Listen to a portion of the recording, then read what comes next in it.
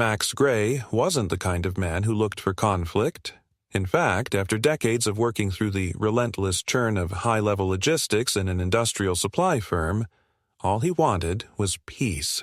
Not the kind of peace you find in an overpriced condo downtown with paper-thin walls and late-night sirens outside your window, but the deeper kind, the kind you earn. So when he sold his townhouse in Richmond and bought a modest, single-story home in a quiet, semi-rural neighborhood tucked between two wooded ridges, he believed he was finally stepping into that long-promised tranquility. The house wasn't much in the eyes of most people. Brick exterior, detached garage, an aging oak in the front yard, and a gently sloped gravel driveway that curved toward the street. But to Max, it was everything.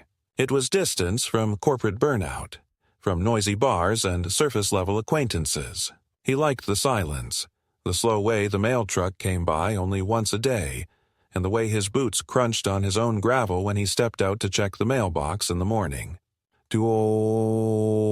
That mailbox. He had replaced it himself on the third day after moving in, not because the old one was broken, but because it was too small, too flimsy, and dented in ways that irritated his sense of order.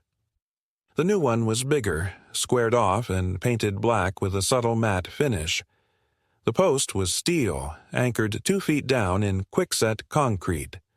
Functional, unassuming, durable. The first time it got hit, he was almost willing to believe it had been an accident. A glancing blow, not even enough to knock it over, just to leave a shallow dent along the edge of the box door.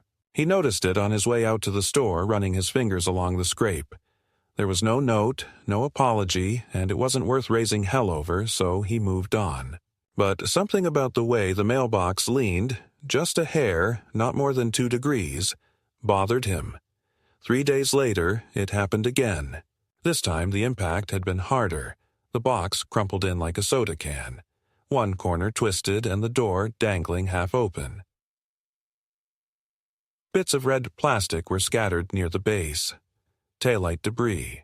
Max didn't need to be a forensic expert to understand what had happened. Someone had backed into it again and left no message. But now there was a pattern. He had noticed a large SUV parked diagonally across the narrow street from his driveway more than once. A silver Cadillac Escalade with vanity plates reading Quebecsley. He remembered it not because he was nosy, but because the woman who drove it had once pulled right up behind him at the community entrance gate, laying on her horn as if his hesitation at the keypad was a personal insult. That woman was Karen Bexley. She lived diagonally opposite from him in a 2-story colonial-style house with overly trimmed hedges, symmetrical lawn decor, and a security camera mounted in the exact center of her garage. The first time they exchanged words, she had commented on how new neighbors always forget the mailboxes have to be flexible in this neighborhood, as she glanced down the street with a theatrical sigh. The second time, she had interrupted a conversation Max was having with another neighbor to inform them all that oversized mailboxes created visual clutter, and that the community preferred uniformity. Max had said nothing then, just raised an eyebrow and walked back inside. But now, with the second hit to his mailbox, that silence began to curdle into something harder. Not rage, not yet, but awareness. And with awareness came preparation. Max didn't yell. He didn't knock on doors or make public accusations. He did what he had always done. He documented. He took photos of the damage. He noted the time, the angle, the evidence left behind. Then he replaced the mailbox again. Same model, same steel, but this time reinforced with a composite lining between the box and the post to absorb force without deforming. Quietly, methodically, he checked local regulations regarding mailbox installation. There were none beyond USPS clearance rules. He printed those out and filed them neatly in a plastic folder labeled Mailbox Issue. No theatrics. Just facts. Just preparation. A week passed without incident. Then 2. Max thought perhaps it was over. that whoever had been responsible had gotten the message that he wasn't the type to overlook repetition. But on the 15th day, during a late evening walk back from the community drop box, he spotted Karen pulling her Escalade forward out of her driveway, swinging the back wide into the street. The angle was awkward, forced. Her wheel slipped over the edge of the curb. She didn't seem to care. Her gaze was locked ahead, expression tight, and as the rear corner of her bumper passed within inches of Max's mailbox, she didn't slow down. The crunch was soft, but unmistakable. Max saw it clearly. The bumper tapped the corner of the box, flexed, and then kept going. She didn't stop. She didn't look back. The mailbox tilted slightly, like a man who's just been shoved in a crowd, then settled back into place. This time, there was no ambiguity. Max didn't chase her down. He didn't shout. He just walked to the post, checked the damage, cosmetic again, but visible, and went inside. The next morning, he found a flyer in his mailbox folded in half. It wasn't from the Postal Service. It was from Karen. It wasn't signed, but the handwriting was unmistakable. Overly cursive, with sweeping loops on the G's. "Your box is too far out. Consider realigning it before someone else does it for you." The passive threat hung in the air like a moldy curtain. Max didn't crumple the paper. He filed it behind the printed USPS guidelines. That weekend, he filed a non-emergency report with the local police station. Not a formal complaint, he didn't have enough evidence for that, but an incident log. The officer at the front desk, a lean man with a mustache that looked a decade out of style, took the report without much commentary. "We see a lot of these," he'd said. "Neighbors with too much time and too much car. You got cameras?" Max said no. "Get one," the officer said. "Won't stop her, but it'll help if she hits it again." Max thought about it. Cameras, alarms, deterrence. None of that appealed to him. He didn't want to turn his quiet corner of the world into a surveillance post. But at the same time, he knew this wasn't over. Karen Bexley didn't strike him as someone who let things go. He'd seen her yelling at the UPS driver once because he walked on her lawn without invitation.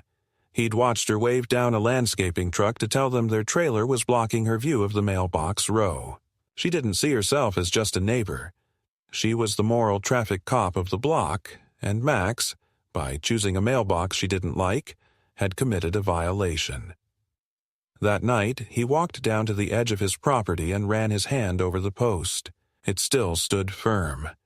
The dent on the box would stay, for now, not because he didn't care, but because he needed it there as a reminder. A record. He was a man who played the long game. If Karen wanted a fight, she'd get one. But not on her terms. Not loudly, not obviously, and not in the way she'd expect. Max had always believed that silence was underrated. In a world constantly saturated with digital noise, performative outrage, and the obsessive need to document every moment, he preferred what didn't demand attention. But when you're dealing with someone like Karen Bexley, silence becomes a provocation all on its own. She had expected him to react, to storm over, to wave his hands and demand apologies the way other neighbors had done in the past. When Max didn't take the bait, she took it as a challenge. Her quiet escalation began the following week. It started subtly, the kind of incidents that were hard to explain but impossible to ignore. First, the garbage can. Max kept his bins behind a wooden screen along the side of his house. He wheeled them out every Thursday morning and brought them back in before dusk. It was routine, unremarkable. But one Friday morning, he noticed the lid on his recycling bin was cracked and the hinge looked bent. It hadn't been windy. He walked around the perimeter of his property and saw, just behind his hedge line, a crushed aluminum can, one of his, unmistakably marked with a red stripe from the soft drink he drank almost daily. It hadn't just rolled away. It had been tossed. A few days later, he received a parcel, something he'd ordered weeks ago. When he opened the box, he found the contents soaked, the cardboard damp and soft. It hadn't rained in 2 days. The delivery tracking showed it had been placed inside his mailbox the previous afternoon. Max didn't jump to conclusions, but as he stood there holding the soggy packaging, he noticed a faint discoloration around the mailbox opening, like someone had poured water into it, deliberately. He set the box down and cleaned the inside with a towel. There was no proof, of course, just a growing accumulation of tiny disruptions that individually meant nothing, but together formed a pattern. He took it all in stride, but he didn't dismiss it. Karen hadn't touched his mailbox again, physically, but now she was targeting everything around it. The edges, the context. That was her game. Control the atmosphere, and you control the narrative. Max responded the only way he knew how. He added a second folder to his documentation file, labeled Peripheral. He included photos of the cracked bin, the soaked parcel, timestamps from tracking data, and dated notes of each observation. No accusations, just evidence. One evening, just after dusk, he was out trimming a hedge near the front gate when he saw Karen approaching on foot. It was the first time she'd crossed the street since the mailbox incident, and she was carrying what looked like a baking dish wrapped in foil. Max straightened up slowly, wiped his hands on his jeans, and waited. She wore her usual pastel cardigan, her hair perfectly brushed, her expression manufactured into something neighborly but off-kilter. "Thought I'd bring something by," she said, holding out the dish with a brightness that didn't quite reach her eyes. "I made lemon bars." Max looked at the dish, then back at her. "Appreciate the gesture," he said neutrally. He didn't take it. Karen didn't lower her arm. It's been tense, hasn't it?" she continued, her voice low now, more conspiratorial. "Some people in the neighborhood are really sensitive, but you seem like a calm one, a thinker." She smiled thinly. "We need more of that." Max finally reached out and took the dish. Not because he wanted it, but because leaving it dangling there felt like a negotiation he wasn't willing to let her win. "I'll pass it along to my neighbor," he said. "He likes sweets." Something flickered in her face. Annoyance? Confusion? It passed quickly. She stepped back with a nod. "Well, I'm sure you'll enjoy it," she said, before turning and walking away without waiting for a response. Max didn't open the foil. He placed the dish inside a Ziploc bag, untouched, and stored it in his freezer. Documentation wasn't just about paperwork anymore. It was about the whole picture. Motive, method, intent. But the real turning point came 3 nights later. It was close to midnight when Max, half asleep, heard a dull thud from the front of the house. Not loud, not violent, just wrong.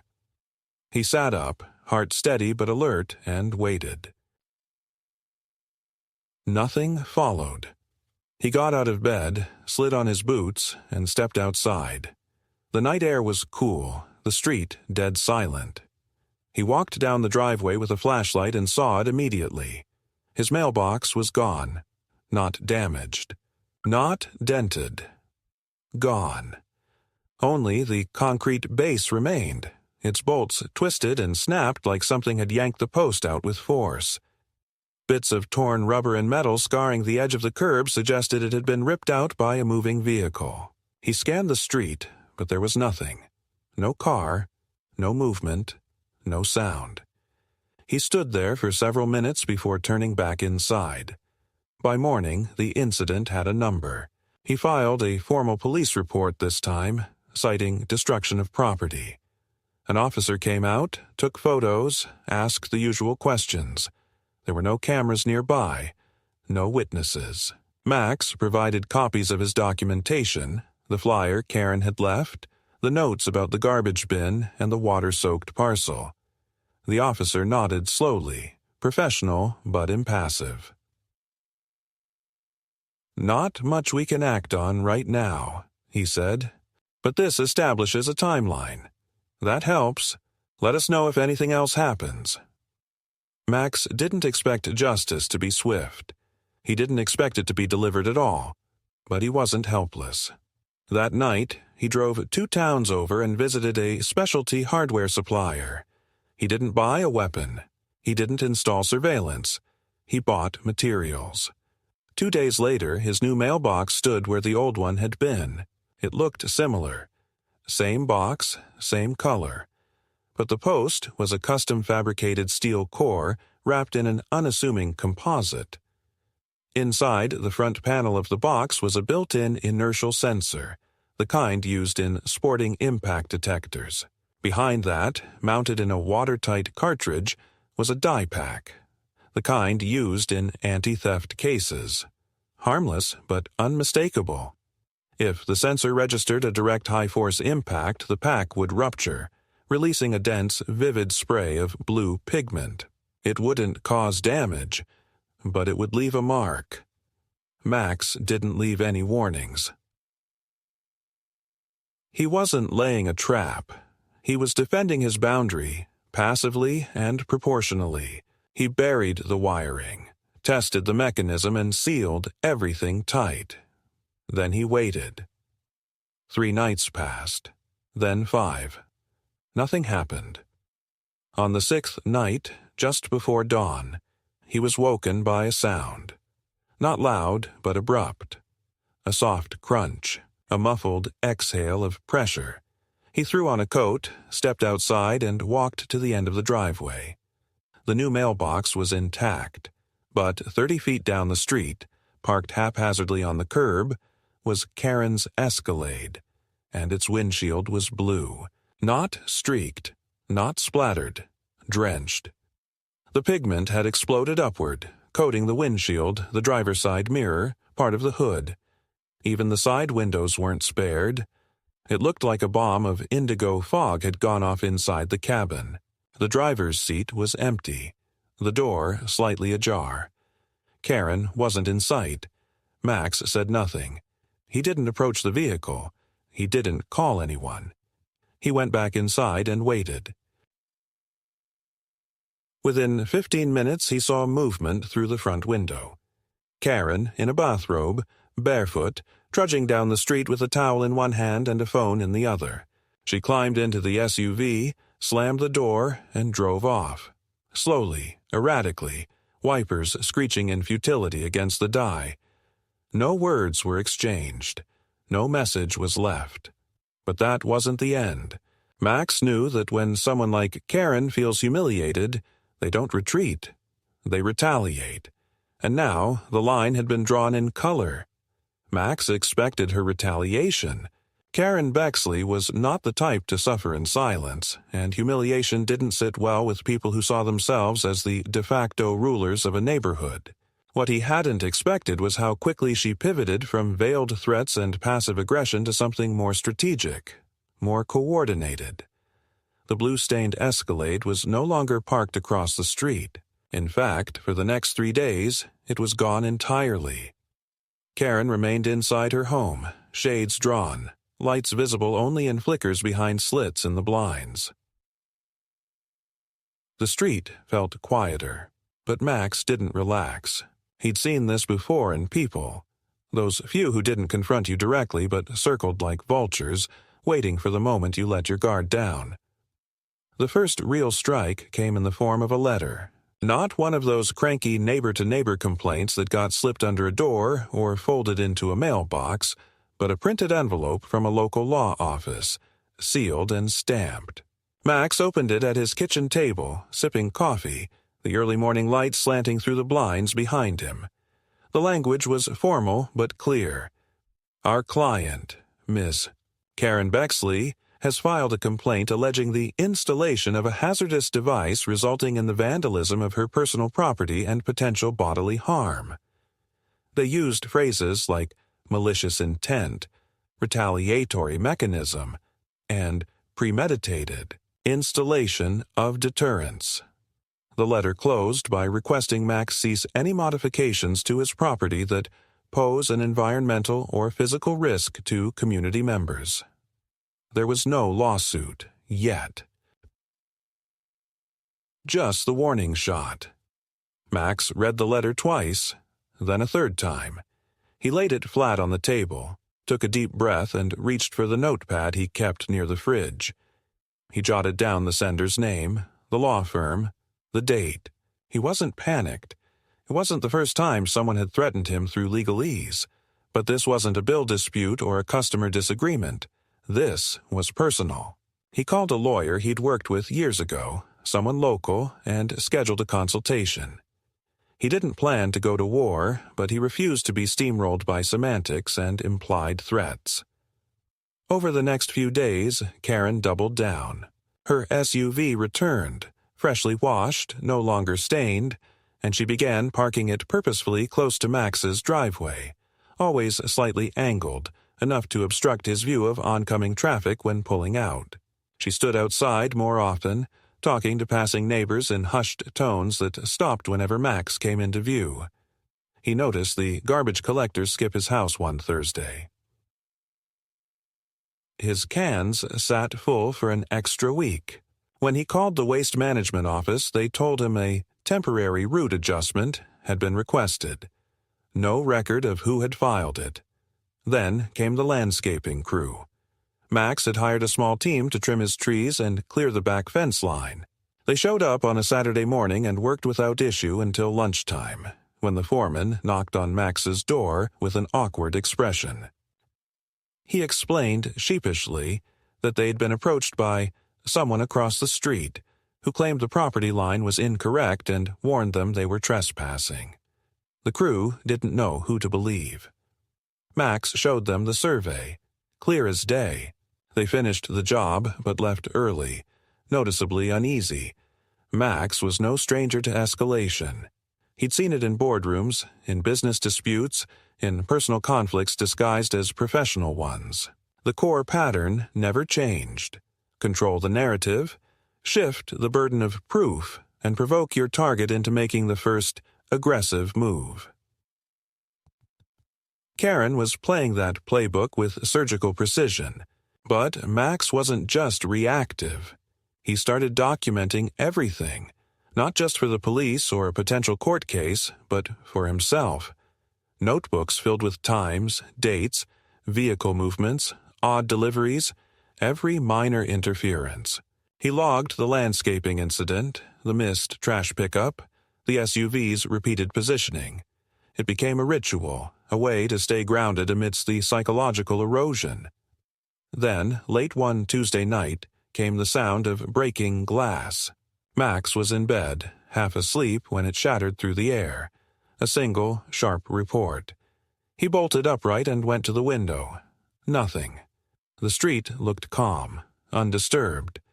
But something felt off. He grabbed his flashlight and stepped outside. On his front lawn, the solar garden lights had been knocked over, and one of them was shattered. More disturbing was what he found next to it. A small metal washer, not from the lamp itself, but from a vehicle's undercarriage. Nearby, muddy boot prints led toward the street. Too large for Karen's foot, unless she wore men's work boots, which seemed unlikely. He didn't call the police that night. Instead, he returned to his house, opened his notebook, and added a page titled Direct Acts. He wrote down the time, weather, moon phase, any notable sounds. It wasn't just for evidence anymore. It was his answer to the war she had quietly declared. The next day, Max installed motion-activated floodlights on either side of his driveway. Not security cameras. He wasn't interested in capturing grainy footage of shadows. But lights. Unforgiving beams that triggered with movement and stayed on for 5 minutes. That same night, they activated twice between 1 and 2 a.m. The second time, Max stood by the front window, watching from behind the blinds. He didn't see anyone, but the timing wasn't random. A few days later, Max received a letter from the county. It stated that a neighboring party had raised concerns about unlicensed modifications to front yard infrastructure. It was a formality, an investigation, not a citation, but it required Max to produce installation records and permits for his mailbox. He smiled grimly as he read it. Karen was pulling every lever she could find, even if it meant wasting government resources on technicalities. He prepared his documents carefully. Receipts, photos, a statement affirming the device was non-lethal, purely visual, and used commonly in retail theft prevention. His lawyer reviewed the submission and told him there was no violation of code. Still, Max could sense the tension building. Karen wasn't looking for legal victory. She was aiming for attrition, for disruption, for psychological fatigue. Max's only relief came from the people who didn't take sides. His mail carrier, an older man named Steve, had started chatting more often during drop-offs. One afternoon, Steve leaned in and said quietly, "You're not the first she's gone after, but you're the first that didn't back off." That simple affirmation settled deep inside Max's chest like a warm anchor. He wasn't imagining it. He wasn't overreacting. Karen's pattern had a history, but then came the act that changed everything. One evening, Max returned home from the hardware store to find his driveway blocked. Not by Karen's SUV this time, but by a rental truck. Big, loud, and unfamiliar. Two men were unloading crates into her garage. It wasn't unusual for people to have deliveries, but this was different. The crates weren't labeled and the men worked fast, looking over their shoulders. Max watched from his yard for a moment, then walked toward his door. That's when he saw it. Something painted in white chalk on his mailbox post. It wasn't visible from the street, only from the side facing his house. 2 letters. F.O. Max stared at it, the simple, vulgar abbreviation stark against the black finish. It wasn't a prank. It wasn't childish. It was a message, one sent directly to him, without pretense, without plausible deniability. He didn't clean it, he didn't report it, he left it there, as a line in the sand. He knew now that Karen wasn't just retaliating. She was escalating toward something more personal, more dangerous. And Max understood something else as well. This wasn't going to end through dialogue or neighborly compromise. The lines had been drawn, the stakes had shifted, and the next move, whatever it was, wouldn't be passive. It would be deliberate. By the time summer edged fully into the Virginia air, heavy with moisture and thick green shadows, Max had entered a mental state somewhere between alert resignation and procedural discipline. He moved through his days with the steadiness of a man who understood that unpredictability had become part of the landscape. Every detail was measured, logged, and processed. Every interaction with Karen, or the space she influenced, carried the weight of a potential escalation. Yet, beneath the order and composure was something harder, a subtle shift inside him, the internal acknowledgement that he was no longer simply reacting to stress but operating within a field of active psychological warfare. The message on the mailbox post remained. F.O. Chalked in white, faint now from rain and sunlight but not erased. It wasn't an oversight. Max had left it on purpose, as a visible reminder to himself, and, in a quieter way, to Karen. She hadn't added to it, hadn't acknowledged it, but she saw it. He knew she saw it because she had stopped looking at him entirely, and in people like her, the withdrawal of gaze was often more telling than words. One morning, Max came outside to find a municipal vehicle parked near the edge of his property. 2 men in city vests were walking the line between his lawn and the street, pausing, consulting a clipboard, gesturing toward his mailbox. He approached them calmly, asked if they needed anything. One of them, younger with a clipboard and an awkward smile, explained that a report had been filed about visual obstruction at the roadside, potential safety hazard due to lighting glare and unauthorized hardware. Max nodded, asked to see the complaint. They couldn't show him the exact source. It had been anonymized, but it clearly described his setup in detail, including the installation date and materials. It was the mailbox again. Still the mailbox. Always the mailbox. He explained the situation clearly, gave them printed documents, compliance with USPS placement standards, photos of the mailbox, installation specs. The second man, older and visibly disinterested, barely looked at the papers before waving it off. "Looks fine to me," he said. "Some folks just don't like anything different."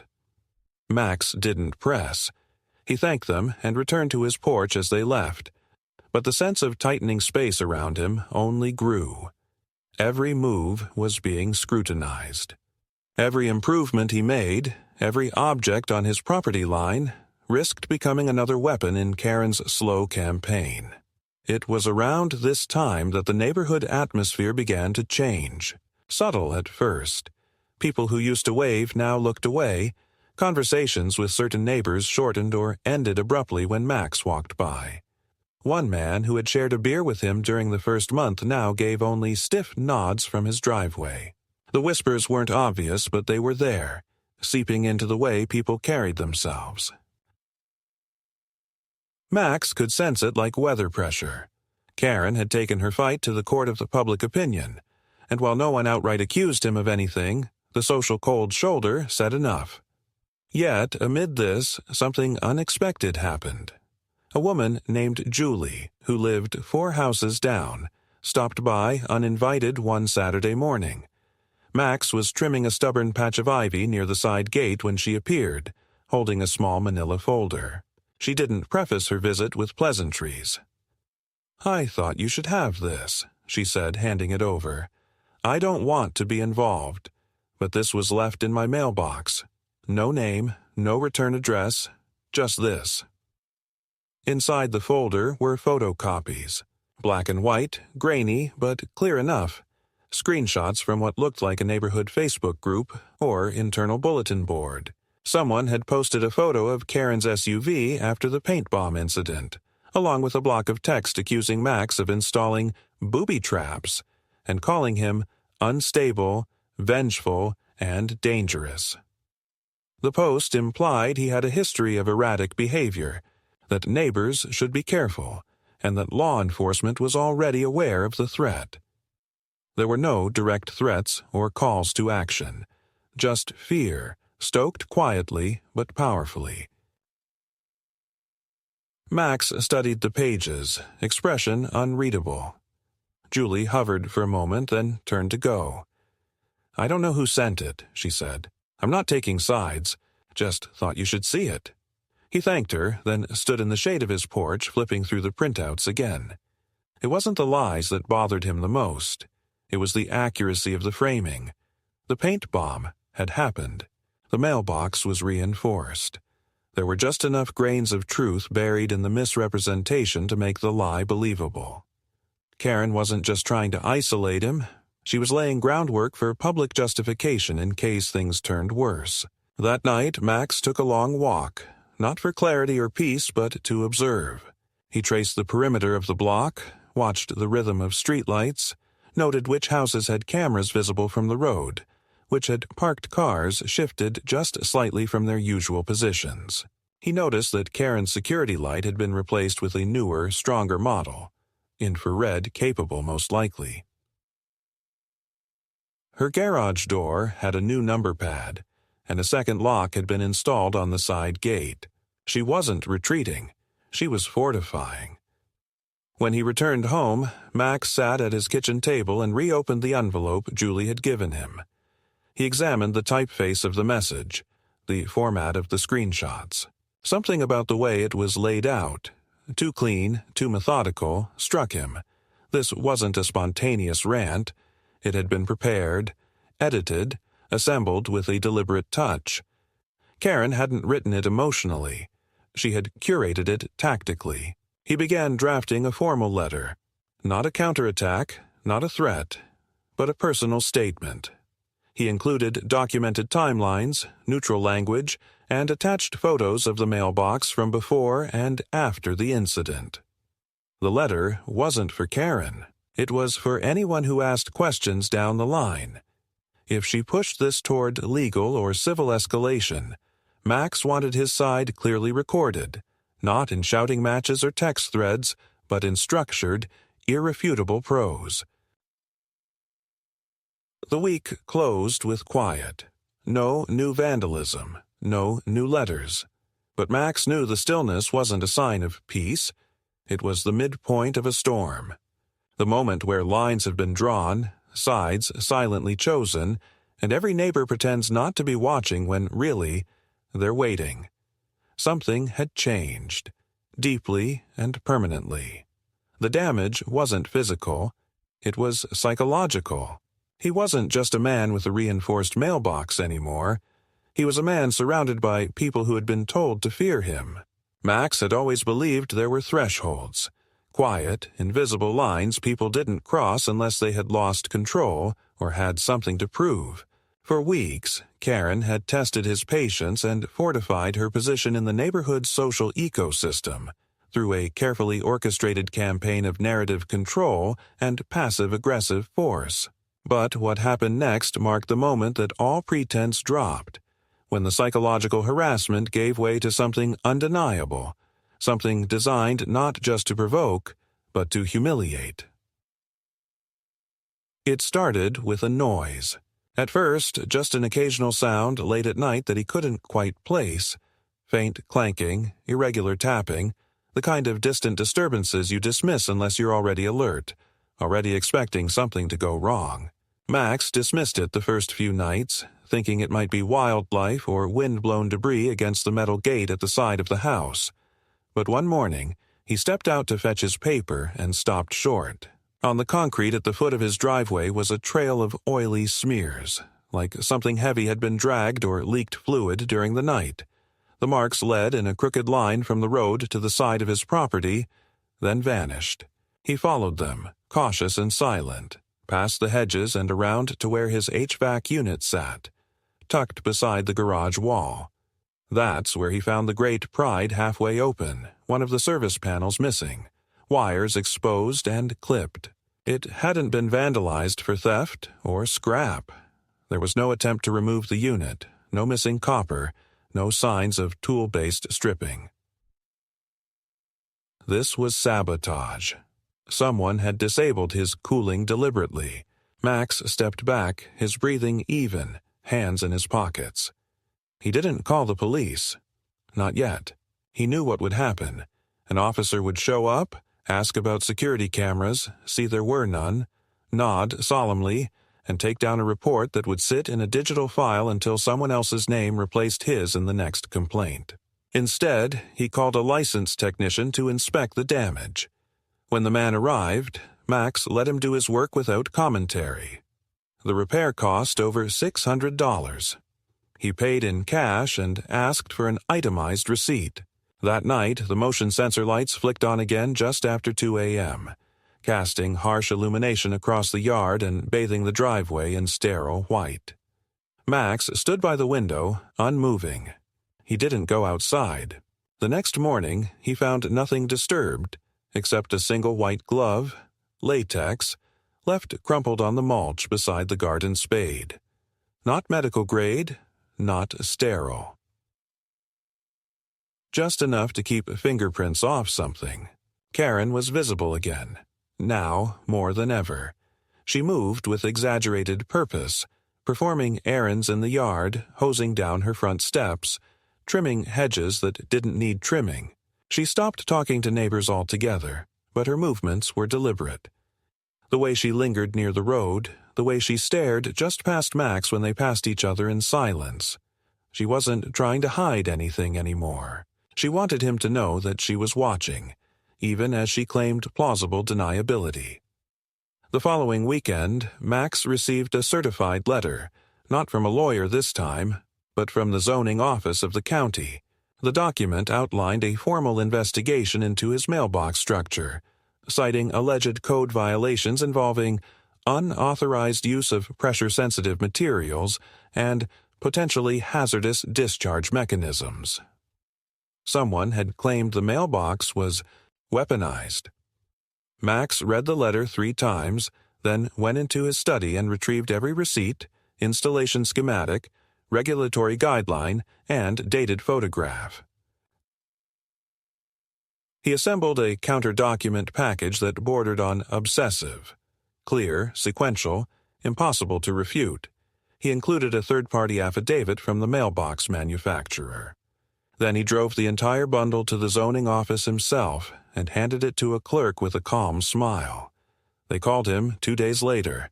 No violations found. Case closed. The next attack wasn't legal. It was biological. Max had always maintained a clean perimeter around his property. His trash was secured, his compost turned regularly, and no food was ever left exposed. So, when a family of raccoons tore through his yard one night, scattering garbage, upturning flower beds, and clawing at his front doormat, it didn't take him long to discover why. Near the base of his fence, behind a shallow ridge of leaves, someone had placed a small disposable food tray filled with raw chicken skin and soaked cat food, fermented, stinking, and clearly left there to rot. Bait. He collected the tray in a Ziploc bag, double-sealed it, and placed it in a cooler. Then he made a formal report to Animal Control, along with his earlier incident logs and photographic evidence. The response was minimal, but documented. Days passed. The weather turned hotter. Max started waking up earlier, driven less by routine and more by instinct. One morning, around 5:30, he stepped out to find a small cardboard box on his porch. No markings, no postage. Inside, nestled between shredded packing paper, was a framed photo of his own house, taken from the street, clearly at night.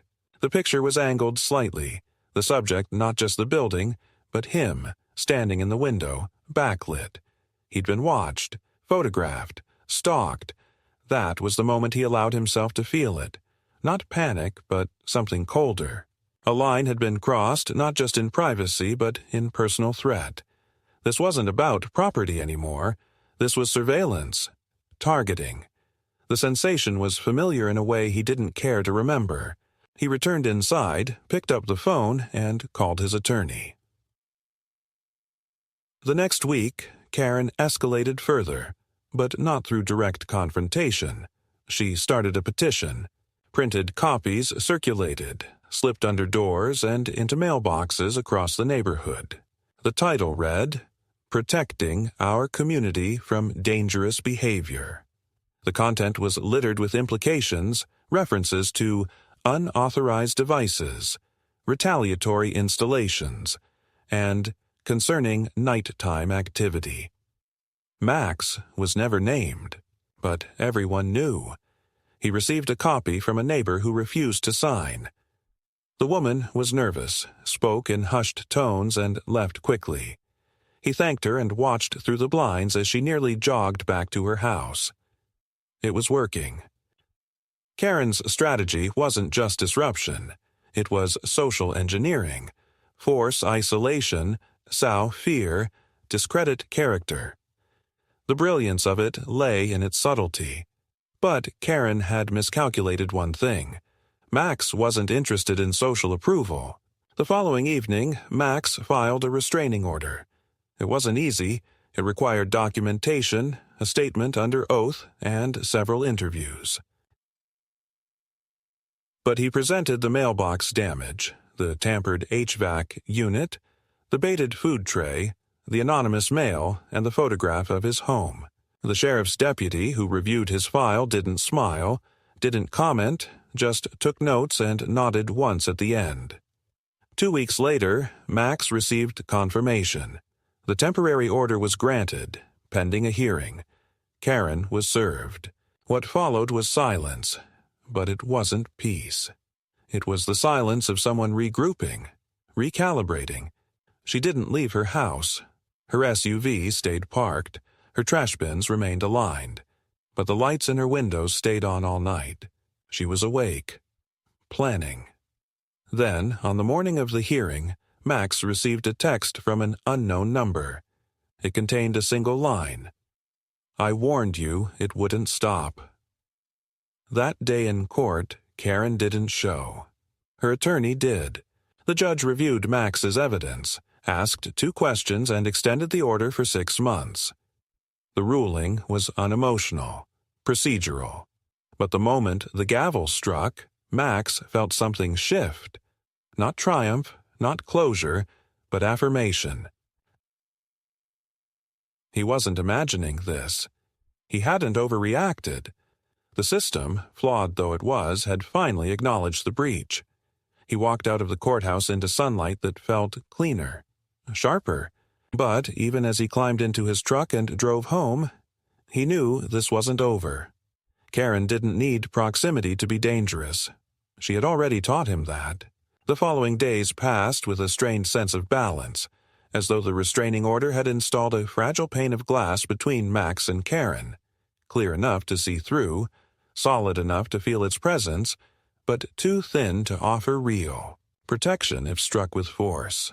She remained indoors for the most part, her SUV unmoved, the motion of her life reduced to occasional shadows behind drawn curtains and the low hum of distant television noise when the breeze was right. Max didn't trust the stillness. He knew silence could be a kind of camouflage. A woman like Karen didn't retreat. She recalculated. He kept his movements measured. He mowed the lawn with headphones in but eyes scanning. He walked the property line twice a day, not obsessively but methodically, with the practiced composure of someone maintaining routine for the sake of readiness, not paranoia. At night he checked his doors twice, his yard lights 3 times. Even sleep became tactical. 4 hours at a time, always waking once near 3 a.m., always listening before letting his eyes drift shut again. It wasn't fear. It was tension. Quiet, durable tension that settled into the bones. Then something shifted. A letter arrived, not addressed to him, but to current resident. That alone would have triggered nothing, but the envelope was thick, hand-delivered without postage and sealed with red wax, too theatrical for a real estate circular, too deliberate. For junk, inside was a single page, a printout of his property listing from a major real estate site. Only it wasn't real. The photo was his house, but the description was twisted, a grotesque parody. It called the home perfect for survivalists, mentioned active security systems including tactical dye dispersal, and concluded with the line, "Must appreciate non-traditional conflict resolution methods." The price was fake. The contact info unlisted. It was satire, weaponized. Max knew it had been crafted to rattle him, not humiliate. Karen was mocking him again, this time from a distance. Even with the legal barriers in place, she had found a way to press herself through the cracks of his peace. He filed the page away, but it stayed in his thoughts, like an echo. 2 days later, he noticed the first camera. It was mounted across the street, on a newly planted decorative pole near Karen's property, angled just slightly, but unmistakably, toward his house. It wasn't city-issued, wasn't part of any neighborhood watch. It was privately installed, small enough to escape most attention but large enough for someone like Max to catch. He took photos, logged the details, sent a quiet inquiry through his lawyer. Nothing came back. No city permit. No registration. No legal violation, technically, but every neighbor who passed by would see it and assume it was there for safety. Then came the inspection notice.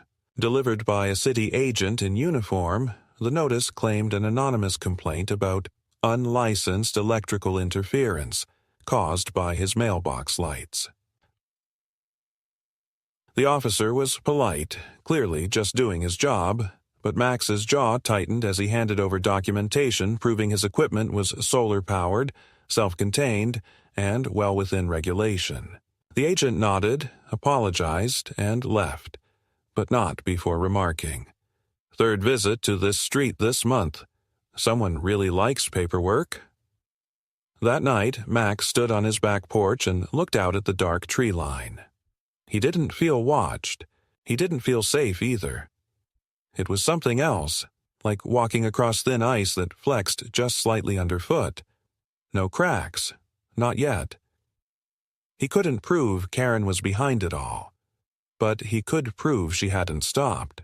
The campaign of pressure, the saturation of minor violations, the persistent effort to define him as unbalanced, it continued, like a leak behind a wall. No one drop did the damage, but the rot spread. And then it wasn't subtle anymore. He woke one morning to the sound of yelling. Outside, sharp, male. When he stepped onto the porch, he found two men arguing by the curb, both unfamiliar, both gesturing toward his property. One was holding a clipboard. The other wore a maintenance vest from a local utility company. Max approached cautiously. They turned and immediately lowered their voices.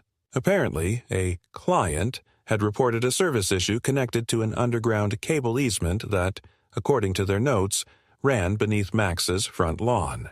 They were instructed to begin exploratory digging unless he could present documentation of his own easement rights. Max demanded to see their work order. It had no signature, no official city seal, just a printout of an emailed request from a third party. He didn't raise his voice. He didn't threaten. He asked them to leave. When they didn't, he called the sheriff's office. Within an hour, the men were gone. And Max's front yard had a fresh scar, 6 feet long, 2 feet wide, shallow but real. He stood over the trench, hands on his hips, looking not at the damage but at the pattern. Karen wasn't watching anymore. She was striking. The next day, Max finally installed a security system. Not cameras. He still refused to live under constant surveillance, but sensors, motion alerts, perimeter triggers, a simple, quiet network of presence awareness, one that would send alerts directly to his phone, not upload footage to the cloud. It was low profile, effective, and untraceable unless he wanted it found. Then he changed his routines, varying his morning walks, altering his grocery trips, deliberately breaking patterns she might have used. His movements became a little less visible, his responses a little slower. He closed blinds he used to leave open, kept lights on in rooms he wasn't in. It wasn't retreat, it was recalibration. And Karen noticed. The final act of the escalation came not with a bang, but with a symbol. On a Wednesday afternoon, Max returned from town and found a package on his porch. Larger than usual. He didn't touch it. He inspected it from a distance. No markings, no shipping label, just duct tape and brown paper. He called the non-emergency line and requested a unit. The deputy who arrived did a quick assessment, then asked for permission to open it. Inside was a mannequin head, plastic, gray, featureless. On it was a crude mock-up of Max's mailbox, fashioned out of cardboard and spray paint. And on the cardboard box where the face would be was a jagged hole, as if someone had punched through it. Max said nothing. The deputy took a report. No prints, no cameras, no suspect. But the message was clear. This wasn't a game anymore. It never had been. It had been about breaking him. Silently, piece by piece, but Max didn't break. He stood on his porch that night, arms crossed, watching the sun dip below the tree line. He didn't feel victorious. He didn't feel safe. He felt ready. Karen had overplayed her hand. And now, every move she made, every complaint, every stunt, every whisper, was a part of a record. A legal record. The glass wall between them hadn't cracked, but it had been documented. And the next time she tested it, it would shatter, right into evidence. 2 weeks passed without incident, and that in itself was suspicious. After months of tension, retaliations, and psychological attrition, silence wasn't comforting. It was disorienting. Max kept to his new patterns, maintained vigilance without obsession, and responded to every twitch in the routine with careful, deliberate calm. He didn't want vindication. He wanted closure, but closure doesn't come as a clean break. It arrives through a sequence of small, decisive acts that tilt the balance until the scale finally drops. The mannequin head had been the final, clear signal that Karen's campaign had reached its theatrical peak. It was her crescendo. Desperate, absurd, and unprovable. But its value wasn't in the threat. It was in the overreach. Max had compiled every detail, every visit, every document, photograph, letter, and anomaly into a single master file. His lawyer, a quiet, procedural man with no flair for dramatics, called it the most precise civilian incident log I've ever seen. They submitted it all, not to the sheriff this time, but directly to the civil court. The petition was simple. Permanent injunction, citing a pattern of harassment and targeted psychological pressure. The hearing date was set within the month. Karen, now notably absent from her yard, didn't show up in court. Again. Her lawyer did. This time, the judge was different, a woman in her late 50s who had clearly read every line of the submission and had no patience for vagueness. Max said almost nothing. He didn't have to. The documentation stood on its own. The judge granted the permanent injunction. Karen was prohibited from any contact, direct or indirect, any action involving his property, and any further filings against him without pre-authorization. The language was sharp, the judgment final. When Max returned home that day, he didn't feel triumph, just stillness. Not the ominous kind, not the breath before the blow kind, just real, tangible stillness. No SUV parked across the street, no staged activity in Karen's yard. Her blinds remained shut. He knew she was inside. But now, for the first time, he didn't care. He had won, not through confrontation, but through unshakable persistence. A week later, her house went on the market.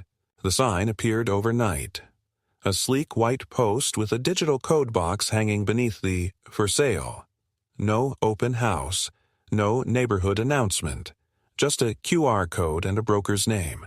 The listing was sparse, the photos carefully staged to avoid showing the neighboring mailbox or driveway. Max watched 2 cars visit that first day.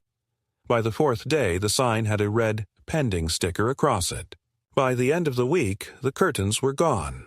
On her last morning there, Max stood at his mailbox just as the movers loaded the last of her boxes. Karen stepped out onto her porch, wearing oversized sunglasses and holding a paper coffee cup. For the first time in months, their eyes met. She didn't smile, didn't speak.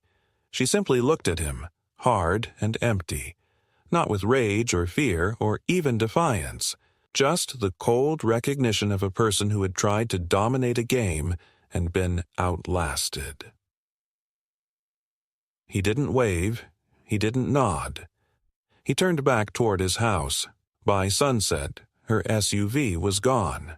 The following day, Max repainted the mailbox post. The letters F.O. vanished beneath a layer of matte black, and with it the last physical remnant of her intrusion. He didn't replace the box. He didn't add anything new. He simply let the space return to what it had always been, a functional, anonymous object on the edge of a quiet property. The conflict didn't leave scars. It left discipline. Later that week, a new couple moved into Karen's house. Younger, polite. The man introduced himself as Ethan, said they were from Pennsylvania, looking for a slower life. Max welcomed them calmly, with no warnings, no cautionary tales. The past belonged to records now. The present had returned to silence. The good kind. The kind Max had come to value again. The gravel crunched the same way it always had under his boots. The breeze still moved through the trees in quiet pulses. And when Max walked down to his mailbox each morning, he no longer checked for sabotage or scrawled messages. He checked for letters, bills, catalogs, the simple, uneventful business of daily life. And that, at last, was enough.